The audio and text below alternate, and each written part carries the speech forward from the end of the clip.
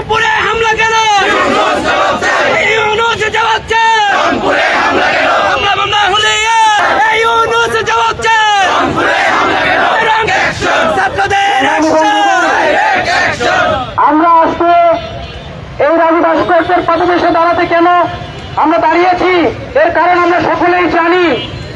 আমাদের বাংলাদেশে হিন্দুদের উপর টার্গেট করে করে মব সৃষ্টি করা হচ্ছে প্রতিনিয়ত, কিন্তু প্রশাসনের পক্ষ থেকে, সরকারের পক্ষ থেকে সেরকম কোন ব্যবস্থা আমরা দেখতে পাচ্ছি না।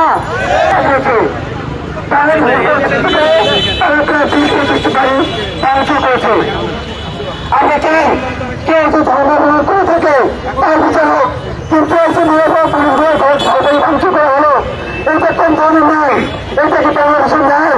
এটা কি নিয়োগ না এটা করতে কি? এখানে যে সমস্ত মানুষ আমার হিন্দু ধর্মের বিভিন্ন নির্দেশ হামলা করেছে, তাদের ঘর বাড়ি ভাঙচুর করেছে, তাদের গ্রাম থেকে বিতাড়িত করেছে, আমরা তাদের বিচার চাই। আমরা এরা বিচার চাই এই সমস্ত অন্যায়। আমরা বিচার চাই যে ধর্ম করেছে তার সাথে সাথে যে অন্যায় আমাদের হিন্দু